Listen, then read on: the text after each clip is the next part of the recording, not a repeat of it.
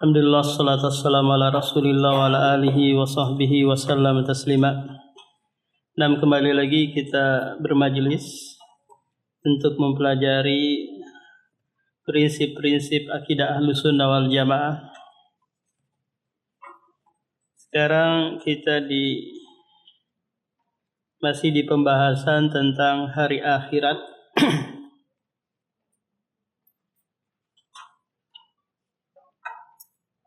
Di prinsip berapa sekarang, Mat?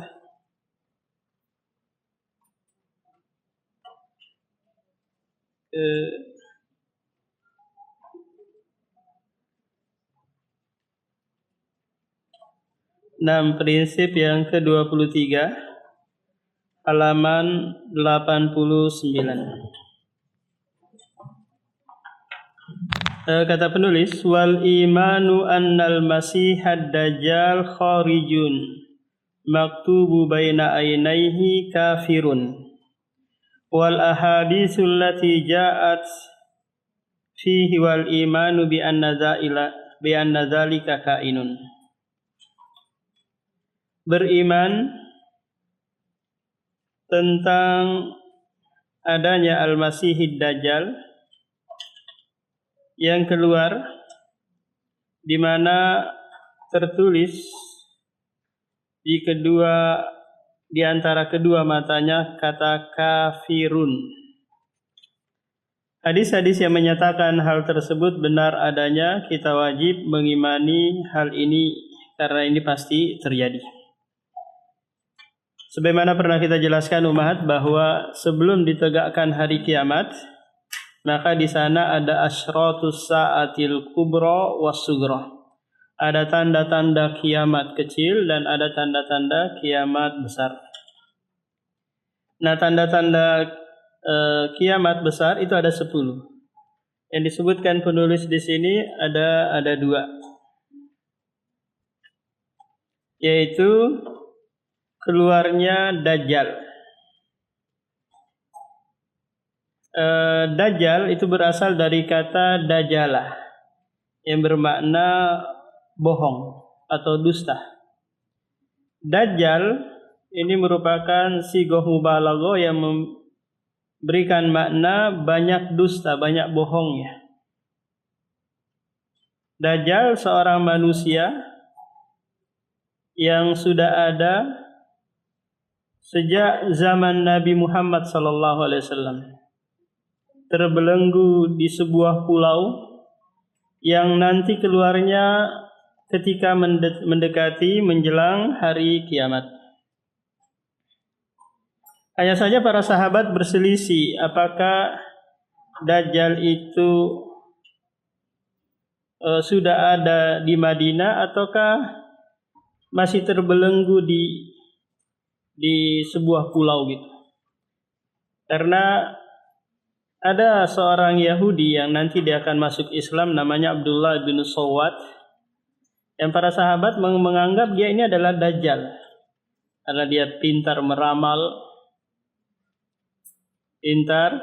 ada kesaktian yang dia miliki. Namanya siapa? Abdullah bin Sawat. Abdullah bin As-Sawat. Jadi banyak sahabat yang memperbincangkan bahwa ini adalah Dajjal. Dan jadi masalah dia tinggal di Madinah. Sementara Dajjal nggak bisa masuk kota Madinah dan kota Haram, kota Mekah. Dan dia juga seorang sahabat, seorang muslim. Sementara Dajjal itu dari kalangan orang kafir. Nah, ketika Abdullah bin Sawat ini ingin umroh bersama sahabat-sahabat yang lain seperti Abu Sa'id Al-Khudri, Abdullah bin Sawat kepengen berdampingan tidurnya dengan Abu Sa'id Al-Khudri, tapi dia nggak mau karena takut kalau sekiranya ini Dajjal. Akhirnya minta alasan agar tidak dekat dengan dia. Abdullah bin Sawad juga ini ingin memberikan susu kepadanya, tapi Abu Sa'id juga nggak mau meminumnya.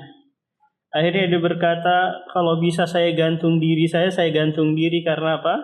Banyaknya yang menggosipkan saya bahwa saya adalah Dajjal. Padahal saya itu punya keturunan di Madinah. Sementara Rasulullah mengabarkan bahwa Dajjal itu dia mandul, tidak memiliki keturunan. Dajjal itu seorang orang kafir, sementara saya orang muslim. Dajjal nggak bisa masuk ke Madinah, sementara saya tinggal di Madinah. Akan tetapi kata Abdullah bin Sawad, sementara aku tahu siapa Dajjal, kapan lahirnya dan kapan matinya. Ini yang membuat ragu Abu Sa'id Al-Khudri. Jangan-jangan dia adalah seorang Dajjal. Nah, yang benar bahwa Dajjal itu sekarang terkurung di sebuah pulau yang dulu sahabat At-Tamimi Ad-Dari pernah menjumpainya. Dan dia saat ini terkurung. Suatu saat nanti dia akan keluar membuat fitnah yang sangat besar. Yang tidaklah setiap nabi kecuali mengingatkan umatnya tentang fitnah Ad-Dajjal ini. Fitnah Ad-Dajjal. Apa kira-kira fitnahnya umat? Fitnahnya luar biasa. Karena dia memiliki kemampuan rububiyah. Dia bisa menghidupkan orang yang mati. Dia bisa mengeluarkan dari perut bumi emas, tembaga dan yang lainnya. Bisa menurunkan hujan. Ini mengalahkan Ibu Rara ya. Yang hanya bisa menahan Menahan hujan. Ketika dia masuk ke suatu daerah, kalau penduduk kampung tersebut beriman kepadanya, maka menjadi berkah. Pergi lagi ke kampung yang lain, kalau nggak mau penduduk kampung itu beriman kepadanya, maka akan menjadi sengsara penduduk kampung tersebut. Habis hartanya, hewan-hewan ternaknya meninggal dunia, tanaman-tanaman mereka tidak mau tumbuh. Nah, jadi fitnah yang luar biasa yang dibawa oleh Dajjal. Maka yang paling banyak pengikutnya nanti adalah ibu-ibu. Ibu-ibu. Sampai nanti ada di akhir zaman yang dia mendengar Dajjal sudah mau masuk ke kota Madinah, tapi terhalangi oleh malaikat. Dia pulang ngikatin istrinya, ngikat ibunya, ngikat saudara perempuan, anak perempuannya agar tidak keluar mengikuti Dajjal. Nah, jadi Dajjal sudah ada sejak dahulu, terbelenggu di sebuah pulau dan nanti akan keluar. Coba bayangkan umahat. Kalau ada, nggak usah banyak-banyak kesaktiannya ya. Bisa menyembuhkan orang sakit saja dengan dia usap saja. Kira-kira umahat ini jadi viral nggak ya? Ada orang kena stroke, dia langsung sentuh saja, langsung sehat orang itu. Bagaimana lagi dengan kemampuan Dajjal? Orang yang sudah mati saja dia bisa keluarkan. Orang yang sudah dikubur lama dia bisa keluarkan. Tapi tentu ini adalah wujud setan yang keluar menyerupai ibu dan ayah orang tersebut. Berapa lama kira-kira Dajjal akan hidup setelah dia keluar dari tahanan dan belenggunya? Maka disebutkan oleh Rasulullah dia hidup selama 40 hari. 40 hari ini hari pertamanya seperti setahun. Hari keduanya seperti 1 bulan. Hari ketiganya seperti sepekan. Berarti totalnya semua umahat 1 tahun 2 bulan 14 hari. 1 tahun 2 bulan 14 hari.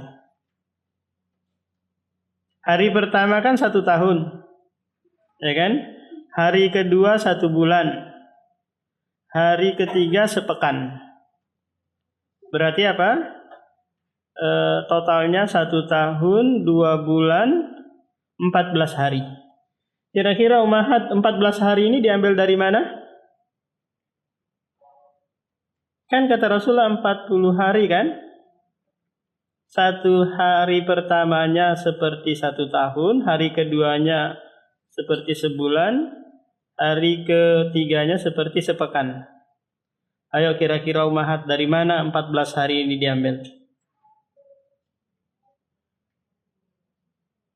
Coba, ada yang ini juara 1 matematikanya?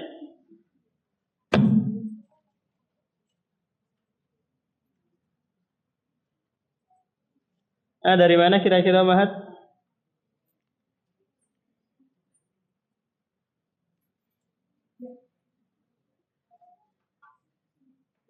Ada yang tahu? 1 tahun 2 bulan 14 hari. Kan 40 kita kurangi dulu Mahat 3 hari kan? Sisanya berapa? 37 hari. Paham? Nah, hari ketiganya kan sepekan. 7 kali 7 tambah 37 berapa? 44 kan? Nah, dikurang 30 untuk 1 bulan sama dengan 14 hari. Berarti apa? 1 tahun 2 bulan 14 hari. Nah, selama ini nanti dia keliling ke seluruh permukaan bumi untuk membuat fitnah. Mengaku dia adalah seorang Rob, seorang Tuhan yang disembah. Seluruh kota-kota dia masuki, di Indonesia dia masuk, Balikpapan juga dia masuk, semua kota-kota dia masuki. Kecuali kota Madinah dan kota Mekah. 2 kota ini terjaga, dikenal dengan apa? Kota haram. Haram bagi Dajjal untuk memasuki 2 kota suci ini. Ketika Dajjal mendekati kota Madinah, ingin masuk gitu, sampai di daerah namanya Jurh, bagian utara, sebelah utara kota Madinah. Penduduk Madinah, terutama ibu-ibu, kepengen keluar, ingin menjumpai apa? Dajjal. Akhirnya Allah Subhanahu wa taala membuat gempa goncangan sampai 3 kali di kota Madinah, dan itu menyebabkan keluar orang-orang munafik, orang-orang kafir dari kota Madinah. Paham? Keluar. Dari apa? Dari kota Madinah. Untuk menemui Dajjal. Sehingga yang tersisa di kota Madinah adalah orang-orang yang kokoh keimanannya. Ada seorang pemuda nanti yang keluar ingin menemui Dajjal, tapi ingin membongkar kebohongan dan kedustaan Dajjal ini. Dia berkata, kamu benar-benar Dajjal yang telah Rasulullah kabarkan kepada kami. Lantas Dajjal berkata kepada pengikutnya, bagaimana menurut kalian kalau saya belah pemuda ini dengan gerah-geraji gitu? Kemudian saya hidupkan lagi, apakah kalian tetap beriman kepadaku? Kata pengikutnya, iya kami beriman. Akhirnya pemuda ini dibelah menjadi 2. Kemudian bagian tubuhnya dilempar ke arah mana gitu, sebelahnya lagi dilempar ke arah yang berlawanan.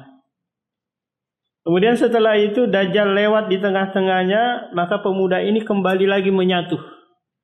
2 bagian tubuhnya menyatu lagi kembali. Lantas pemuda ini dihidupkan oleh Dajjal, kemudian dia berkata, aku benar-benar yakin kamu adalah Dajjal. Maka Dajjal kepengen lagi kedua kalinya membunuhnya, tapi dia tidak bisa. Karena kokohnya keimanan pemuda ini. Kenapa kira-kira ibu-ibu yang banyak menjadi pengikut Dajjal di akhir zaman? Karena fitnah yang luar biasa. Bayangkan ibu-ibu kalau dirubah di depan matanya batu menjadi emas. Kepengen uang langsung ada di depan matanya. Apa enggak terfitnah kan? Dan kalau sekiranya masih ada media sosial di zaman itu, maka pasti akan gampang viralnya kan, menyebarnya kemana-mana. Nah, jadi Dajjal belum keluar saat ini. Kalaupun ada di media sosial itu adalah bohong ya. Ada yang mengatakan Saibaba itu Dajjal, ada lagi yang lain mengatakan ini Dajjal. Enggak, itu mungkin anak yang lahir kemudian cacat, matanya rusak sebelah mungkin.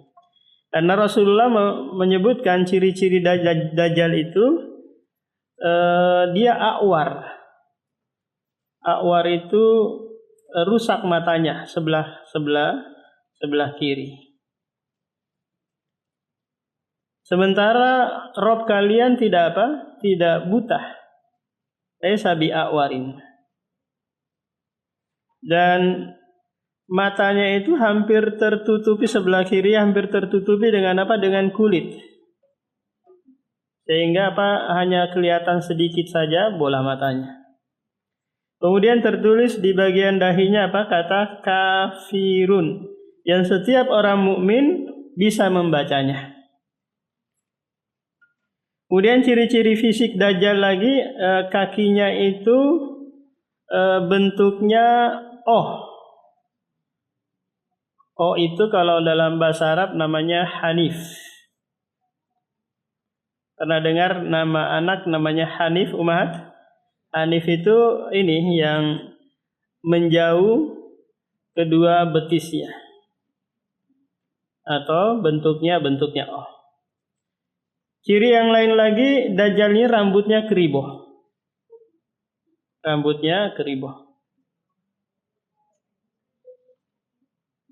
Keriting ya. Nah, wal imanu annal masih, mengimani bahwasanya Masih. Al-Masih ini memiliki dua makna Ummahat, karena Al-Masih, gelar Al-Masih ini juga disematkan kepada Nabi Isa alaihi salam. Al-Masih bermakna yang pertama rusak sebelah matanya. Yang kedua, Masih maknanya adalah dia melalang buana ke berbagai penjuru dunia untuk membuat fitnah di mana-mana.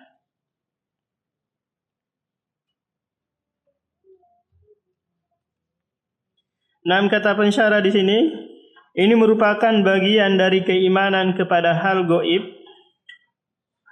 Karena ini belum terjadi Ummahat, tapi kita mengimaninya. Kenapa? Karena Rasulullah yang menyampaikannya. Karena Rasulullah mengabarkan tentang perkara-perkara gaib yang akan datang. Oleh karena itu kita wajib mengimani dan membenarkannya. Karena apa yang disampaikan oleh Rasulullah semuanya hak.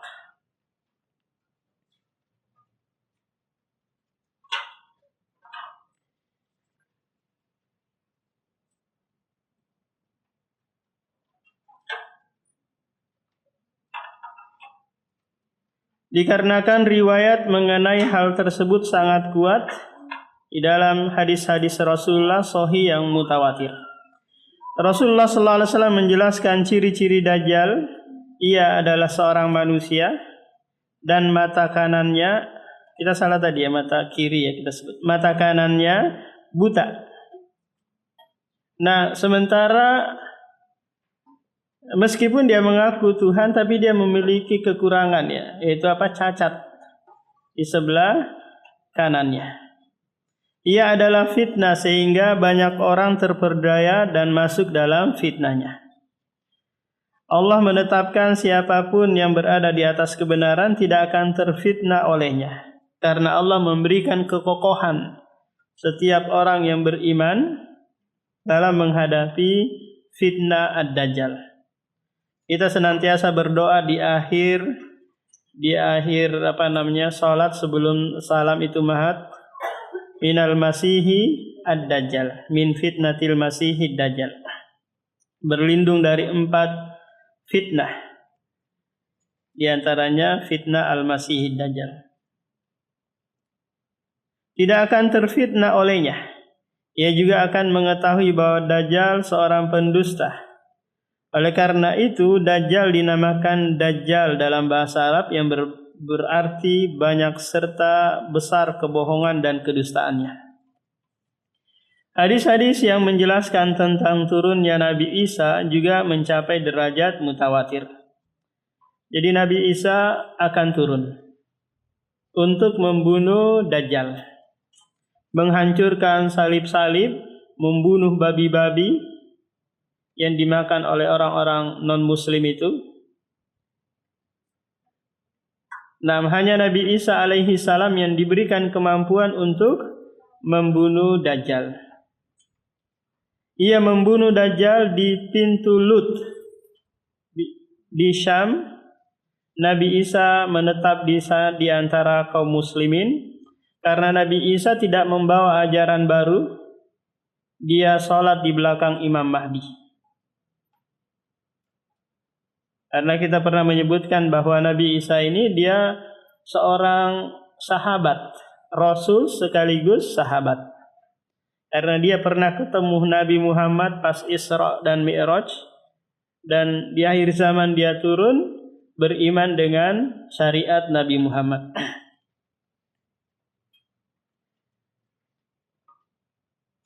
Ia menghancurkan salib milik Nasrani, membunuh babi yang mereka makan, dan menghapuskan jizyah. Jizyah itu Mahat adalah pungutan dari non-muslim yang meminta suaka perlindungan dari negara kaum muslimin. Per kepalanya 1 dinar per tahun. Ini namanya apa? Jizyah. Per kepalanya berapa Umahat tadi? 1 dinar per tahun. 1 dinar itu sama dengan 4,25 gram emas 24 karat. Kalau pajak bukan jizyah ya. Pajak itu mukus, pungutan liar yang diambil oleh pemimpin. Dan ini hukumnya kezaliman, mengambil harta orang lain dengan cara yang batil.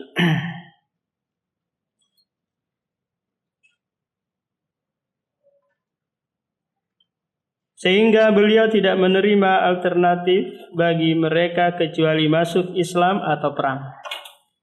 Islam akan menyebar sebagaimana yang Allah kehendaki. Jadi setelah terbunuhnya Dajjal, kaum muslimin hidup dengan penuh kemakmuran. Kemudian setelah itu muncul lagi fitnah yang ketiga. Fitnah yang kedua yaitu keluarnya Ya'juj dan Ma'juj. Bahkan Nabi Isa alaihi salam tidak sanggup melawan dan memerangi Ya'juj dan Ma'juj ini beserta pasukannya. Sehingga Nabi Isa berlindung di atas gunung dan memohon kepada Allah agar Ya'juj dan Ma'juj dibinasakan. Seluruh peristiwa tersebut terjadi di masa depan dan Allah Maha tahu kapan semua itu akan terjadi. Ini adalah hal yang dirahasiakan oleh Allah.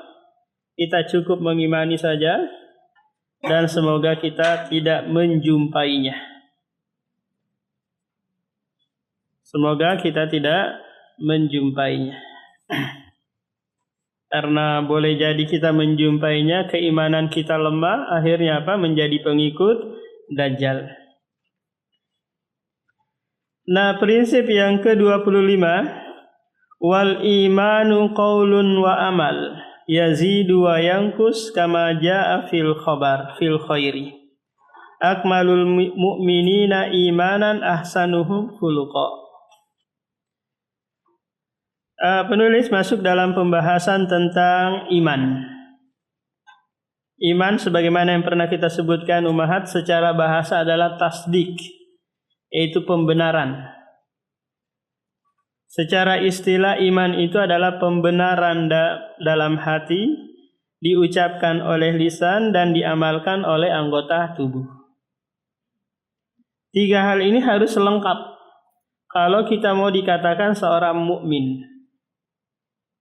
membenarkan dalam hati, mengucapkan dengan lisan, dan mengamalkan dengan anggota tubuh.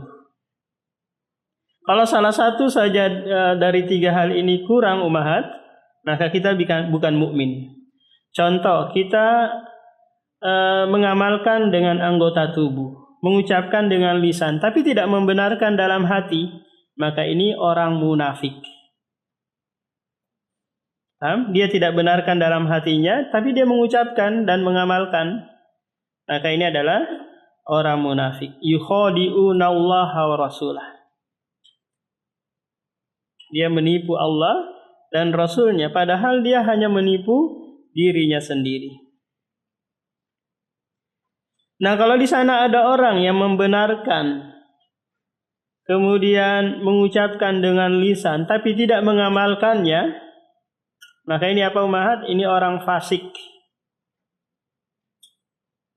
Ada juga di sana orang yang tidak membenarkan, tidak mengucapkan, tidak mengamalkan, ini orang kafir. Orang musyrik, orang majusi.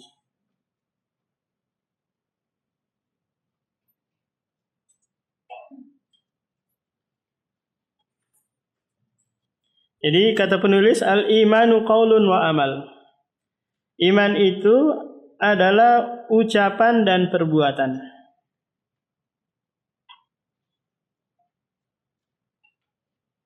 Diucapkan oleh lisan, diamalkan oleh hati dan anggota tubuh kita. Yazidu wa yanqus, bertambah dan berkurang. Bertambah dengan ketaatan dan berkurang dengan kemaksiatan.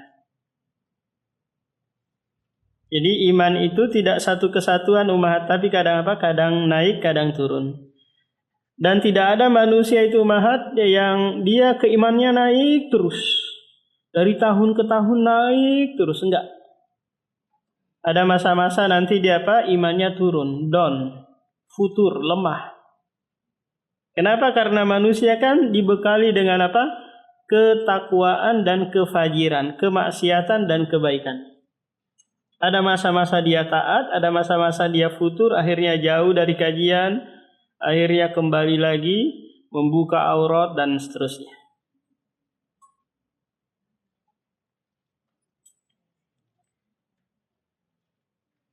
Wayangkus dan berkurang dengan dengan kemaksiatan.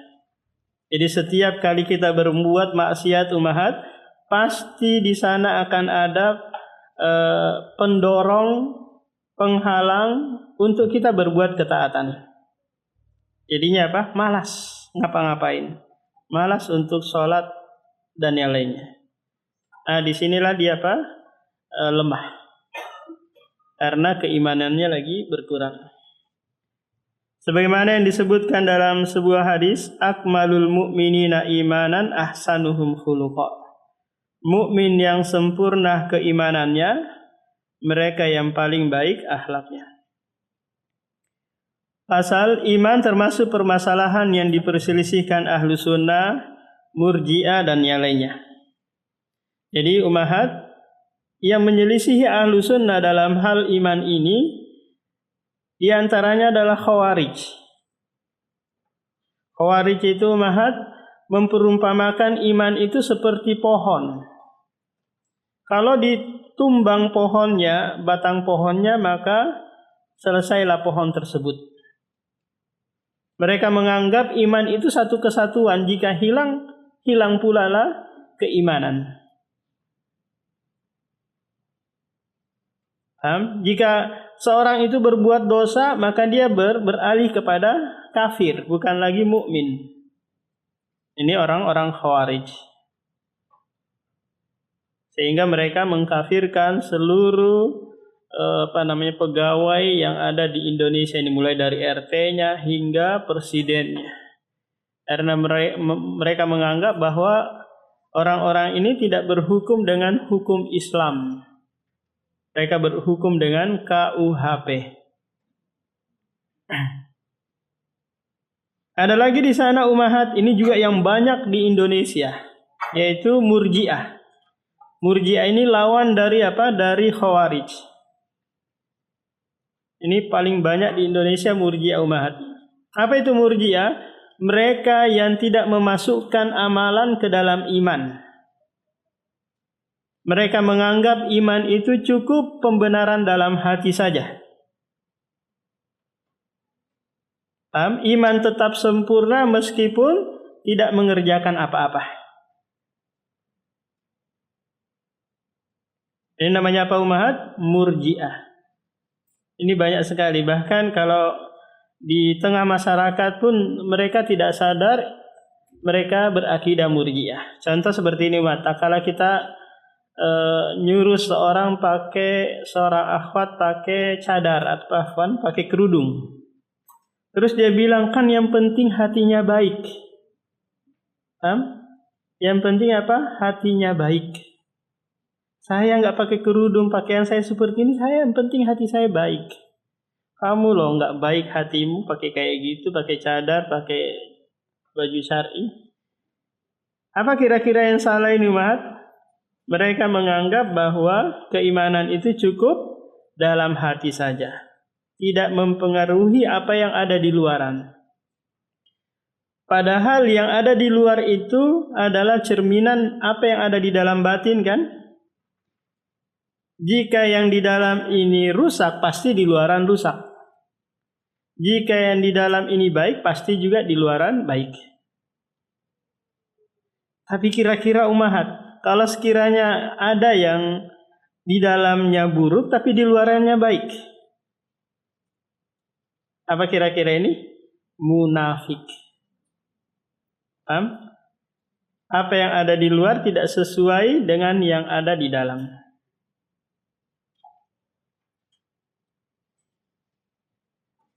Para Ummahat di sini pernah makan ini enggak kue yang biasa dihidangkan oleh orang-orang Bugis itu di saat ada acara, namanya yang di dalamnya pisang, di dalamnya pisang, di luarnya daun pisang. Barongko ya. Pernah makan Ummahat? Itu filosofinya bahwa orang Bugis itu menghidangkan yang di dalam sama yang di luar juga sama. Tidak ada yang munafik di sini, lain yang di dalam, lain yang di luar. Barongko itu. Di dalamnya pisang, di luarnya juga daun pisang.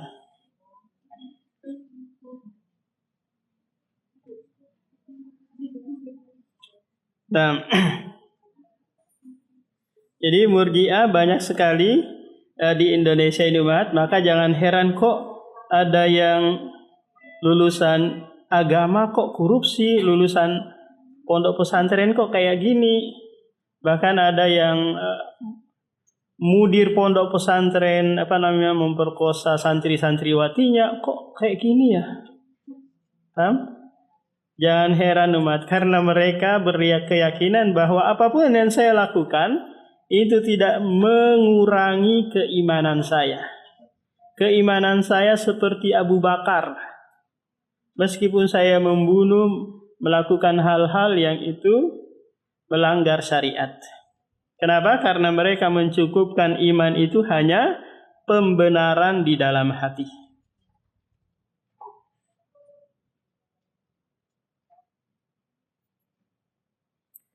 Menurut ahlu sunnah, iman adalah ucapan dan amalan. Setiap keyakinan, ucapan, dan amalan masuk dalam perkara iman. Seluruh yang kita amalkan Ummahat, apakah itu amalan zahir atau amalan batin, ini masuk dalam kategori musammal iman. Karena iman harus membuahkan amalan, amalan harus didasari oleh keimanan. Dua hal ini tidak bisa terpisahkan. Dua hal ini harus terpisahkan. Maka di dalam Al-Quran itu Ummahat, coba anti perhatikan, banyak sekali iman amal. Innal ladzina amanu wa amilus solihat. Illal ladzina amanu wa amilus solihat. Ya ayyuhalladzina amanu, kemudian amal setelahnya. Jadi ahlu sunnah mengatakan bahwa amal tidak bisa terpisahkan dari iman. Iman harus membuahkan amalan. Maka sepantasnya lah anak-anak kita ummahat, pendidikan awal mereka adalah perkara iman ini. Karena ini adalah metode Allah dan Rasul-Nya dalam mengajarkan sebuah ajaran atau pendidikan.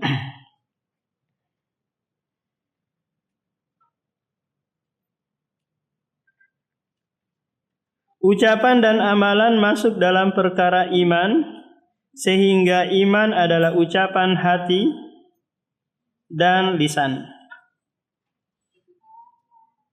serta amalan hati dan anggota badan.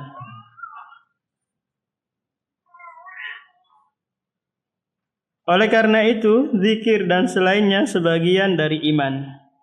Kenapa? Karena zikir itu adalah amalan anggota badan. Dan amalan-amalan hati bagian dari iman. Apa amalan-amalan hati ummahat? Seperti tawakal, roja, khusyuk, ikhlas, takut. Ini semua apa? Amalan-amalan hati. Amalan-amalan anggota badan juga bagian dari iman. Anggota badan contohnya seperti sholat, puasa, zakat, haji, berbakti. Ini semua adalah amalan-amalan anggota badan. Al-imanu bid'un wa sab'una syu'bah. A'laha la ilaha illallah wa adnaha imatatul adza anit thariq wal haya'u syu'batun minal iman. Iman itu memiliki 73 cabang lebih. Bid'un itu ummahat bilangan antara 3 hingga 9. Namanya bid'un. Yang paling tingginya adalah ucapan la ilaha illallah. Dan yang paling rendahnya adalah menyingkirkan duri dari jalan. Dan rasa malu itu bagian dari keimanan. Coba lihat, perhatikan di sini ummahat, Rasulullah menyebutkan bahwa iman itu 73 cabang, dan 73 ini terbagi lagi menjadi 3 kelompok. Yang pertama ucapan, yaitu la ilaha illallah. Yang kedua amalan anggota tubuh, yaitu menyingkirkan duri dari jalan. Kemudian yang ketiga amalan hati, yaitu apa? Malu, sifat malu. Ucapan la ilaha illallah termasuk dari iman, yaitu ucapan dengan apa? Dengan lisan. Menyingkirkan gangguan dari jalan termasuk bagian dari iman. Kalau kita naik motor gitu, ternyata ada paku di depan yang kita sempat menghindar darinya, maka kita turun ummahat untuk menyingkirkannya. Memungutnya mungkin atau membuangnya, maka kita mendapatkan pahala.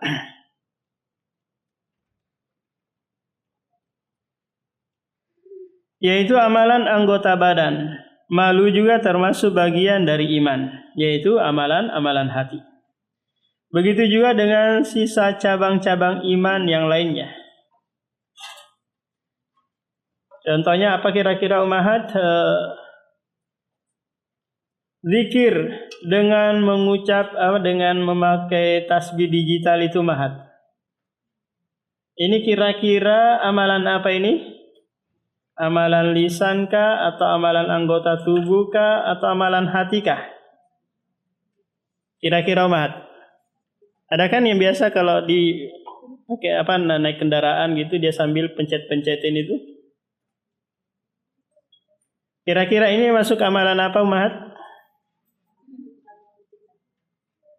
Amalan lisan, kalau dia gerak lidahnya ya.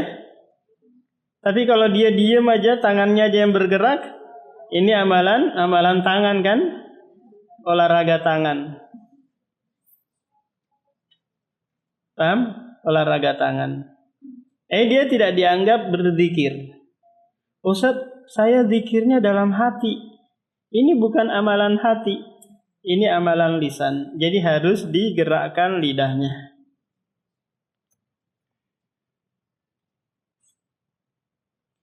Oleh karena itu kita juga mengatakan bahwa iman adalah seluruh amalan yang mendekatkan kita kepada Allah.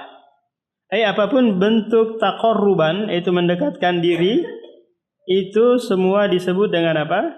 Dengan iman. Nanti hari raya kurban Ummahat, ada yang kita sembelih di sana, ini juga bagian dari keimanan. Padahal darah dan dagingnya nggak sampai ke Allah kan? Tapi yang Allah akan lihat hanyalah ketakwaan kita, yaitu mau menjalankan syariat tersebut.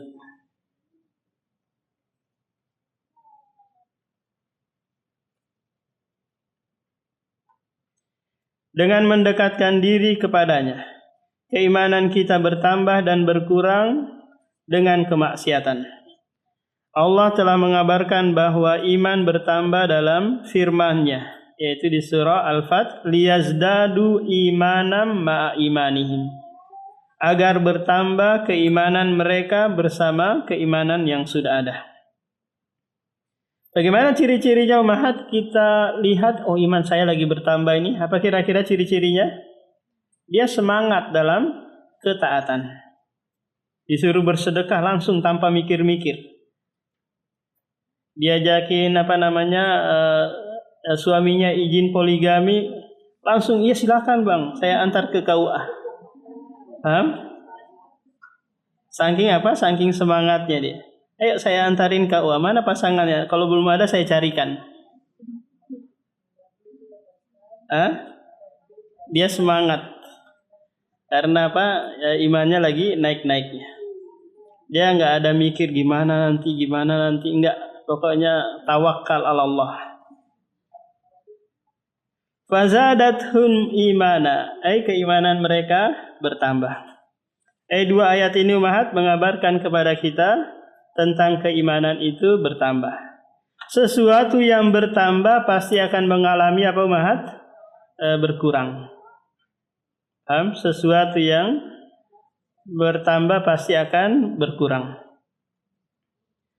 Rasulullah SAW pernah menyebutkan dalam sebuah hadis, tidaklah seorang pencuri melakukan pencurian kecuali dalam keadaan dia berkurang imannya.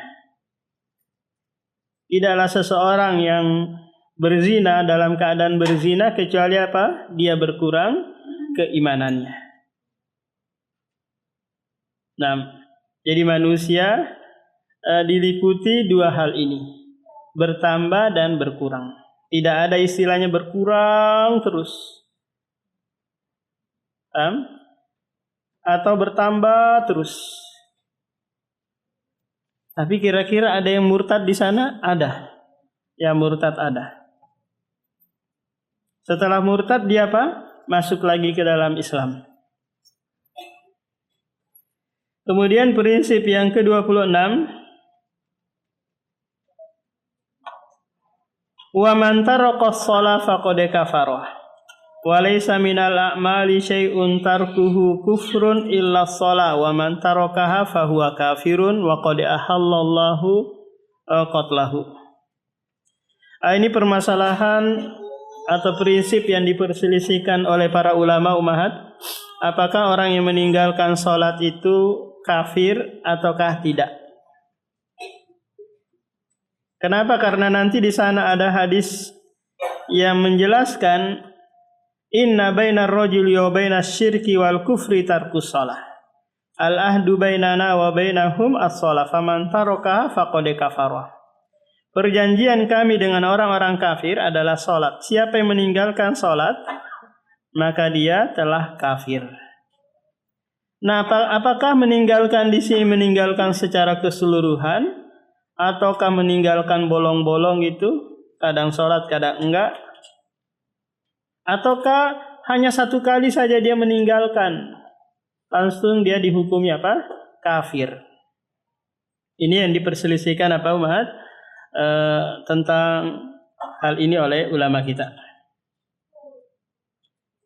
Tapi ketika seorang itu meninggalkan salat dengan sengaja, maka sungguh dia telah melakukan dosa besar. Jangankan meninggalkan dengan sengaja ummahat.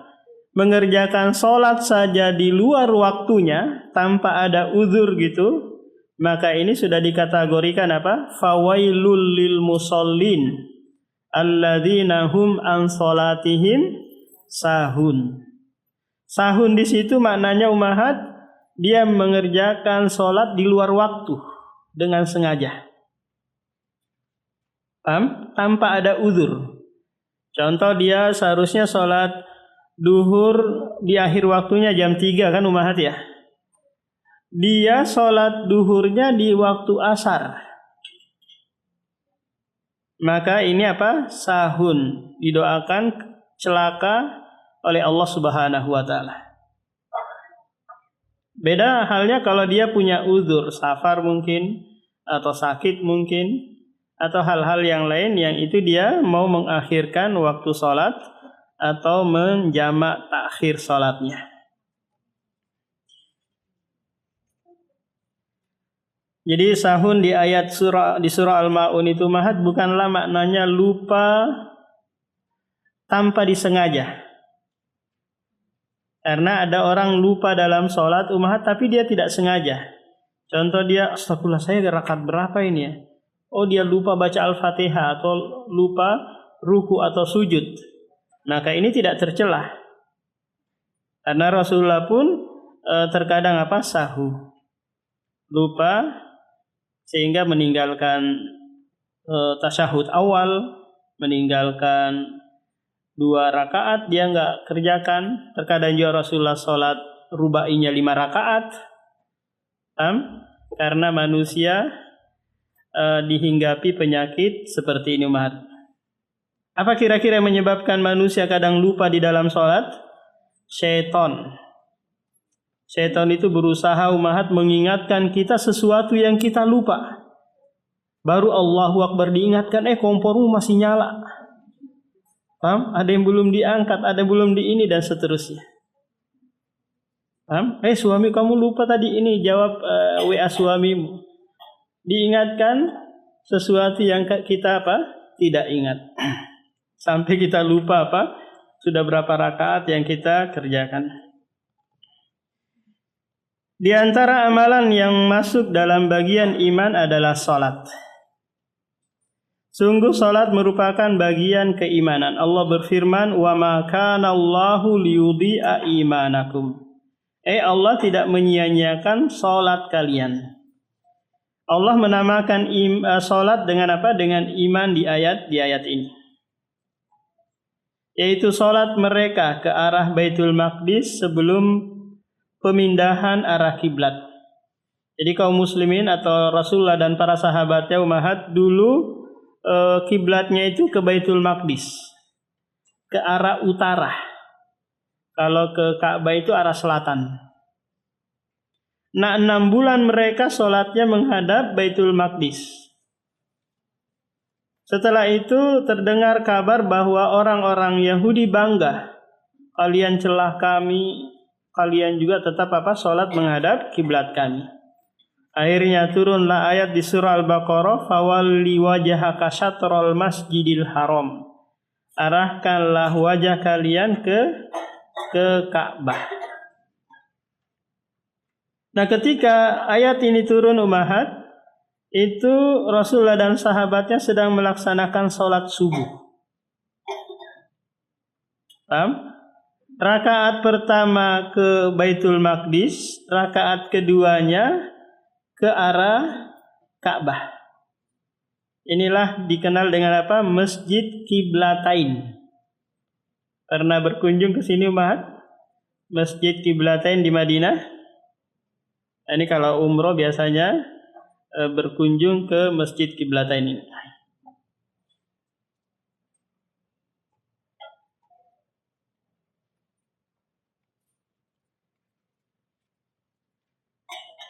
Allah tidak menyia-nyiakan hal tersebut. Oleh karena itu, salat dinamakan iman karena ia adalah buah dari keimanan.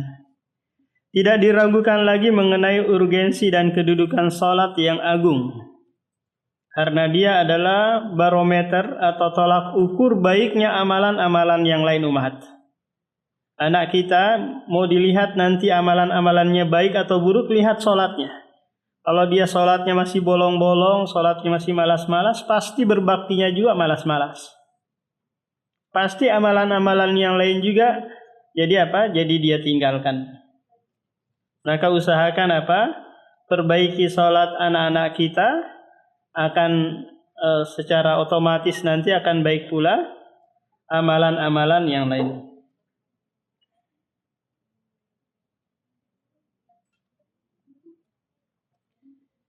Oleh karena itu Allah menekankan dan mengulang-ulang penyebutannya di dalam Al-Quran. As-Sunnah juga menyebutkan sebagai bentuk perhatian terhadapnya. Karena kita sebutkan juga ummahat bahwa sholat ini adalah satu-satunya ibadah yang berkaitan dengan kehidupan kita. Paham? Satu-satunya sholat yang berkaitan, ibadah yang berkaitan dengan kehidupan kita. Selama kita hidup, selama itu kita wajib sholat. Kapan kita berhenti sholat ummahat? Ketika meninggal dunia. Barulah datang tetangga, kerabat, saudara mensolati kita. Selama kita hidup, maka selama itu kita wajib sholat.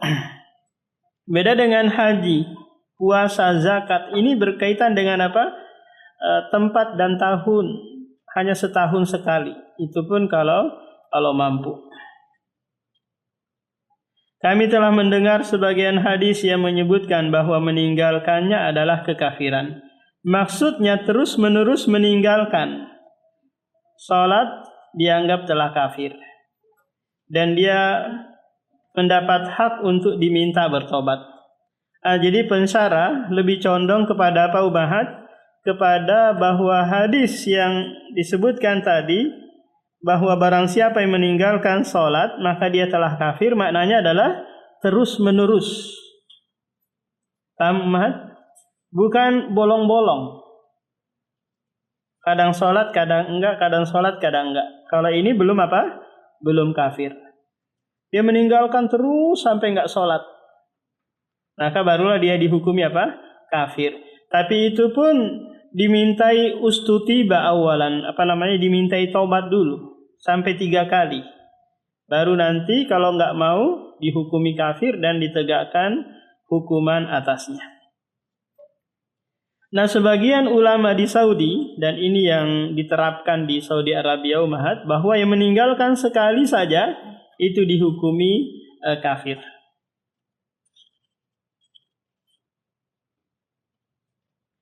Jika ia bertobat, ia bebas. Namun jika tidak, ia layak dijatuhi hukuman mati sebagai seorang yang murtad. Jika ia terus-menerus meninggalkan sholat sampai ia terbunuh, maka ia telah terbunuh dalam keadaan murtad, yaitu keluar dari agama. Ia diperlakukan seperti orang murtad. Apa itu ummahat? Tidak dikubur di kuburan kaum muslimin, hartanya nanti tidak diwarisi, dan tidak ditahlili. La ilaha illallah, tidak ada acara tahlilan kan? Karena dia orang kafir. Hal itu dikarenakan sholat merupakan syiar agama yang paling agung, tidak diragukan lagi. Sesuatu yang sangat agung seperti itu tidak boleh diremehkan. Maka kita sebagai orang tua ummahat, perhatian utama kita kepada anak bukan bagaimana dia berhasil dalam sekolahnya, mencapai juara di sekolahnya, targetnya tercapai, enggak. Yang terutama itu apa? Dia sholat. Percuma dia sholat di tempat yang bagus, di tempat yang megah, mahal gitu, tapi dia enggak sholat. Disuruh sholat pun dia sembunyi-sembunyi, berbohong dan yang lainnya. Maka pendidikan di sekolahnya gagal. Karena apa? Tidak melahirkan amalan yang terbaik, yaitu sholat. Subhanallah.